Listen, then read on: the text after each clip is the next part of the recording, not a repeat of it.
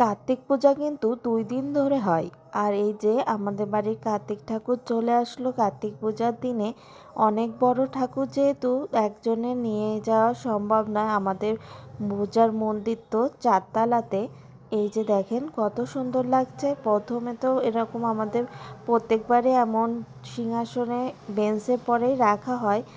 বড় কার্তিক হয়েছে বলে এবার সেই জন্য আর কি নামিয়ে দেওয়া হবে। আর এসে দেখি শাশুড়ি মা আগেই আর কি চলে এসেছে। শাশুড়ি মা সকাল থেকেই আর কি এসেছে, না হলে কার্তিক পূজার অনেক কিছু বানানো লাগে, সময়ের সাথে হয়ে উঠবে না।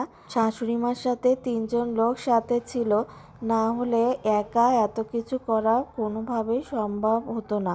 এই যে আর আমরা 2 বোন তো কী করে করব, আমাদের যে 2জন হুজ্জতি যেইটুক সময় গিয়েছি সেইটুক সময় যেন তাণ্ডব করে যাচ্ছে, ঠিকমতো কোনো কাজই করতে দিচ্ছে না। এসে থেকে শাশুড়ি মা এই যে সাজ বানাচ্ছে, সুজি হয়ে গিয়েছে।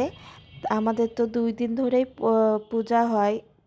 সন্ধ্যার সময় পূজা হবে প্রথম দিন, পরের দিন সকালে পূজা। আর এই যে দেখেন একবার ছাদ একবার ঘর, এই 2জনে তাই করছে। একটু থির হয়ে কোনো কিছুই দেখতে দিচ্ছে না, আর করতে তো দেয়া দূরে থাক। আর এই যে ছেলে মেয়েগুলো তার আমাদের কার্তিক ঠাকুর খাওয়ার আগে আমাদের ছেলে মেয়েগুলোই আগে খেয়ে নিচ্ছে। একবার ঘর একবার বারান্দা এই করছে, না পেরে বারান্দার দরজাটা ছাদের দরজাটা দিয়ে দিয়েছিলাম। আর এই যে আমাদের কার্তিক ঠাকুর কত সুন্দর লাগছে, আর আমি গয়না পরিয়ে দিয়েছিলাম এসে। সব ঠাকুরকেই এসেই আর কি গয়না পরিয়ে দেওয়া হয়। আর এই যে দেখতে পাচ্ছেন সব কিছু প্রায় রেডি হয়ে গিয়েছে। আর এই যে মাসি দেখলাম পাক দিচ্ছে, এই যে নারকেলের শাঁসের পাক হচ্ছে।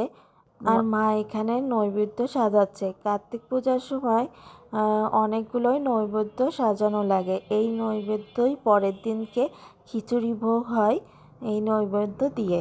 এই যে দেখেন কত সুন্দর করে সাজানো হচ্ছে। আর ছাদে যে দেখলাম শীতের একটা বাতাস দিচ্ছে, খুব ভালো লাগছে। পরবর্তী ব্লগ দেখার আমন্ত্রণ রইল।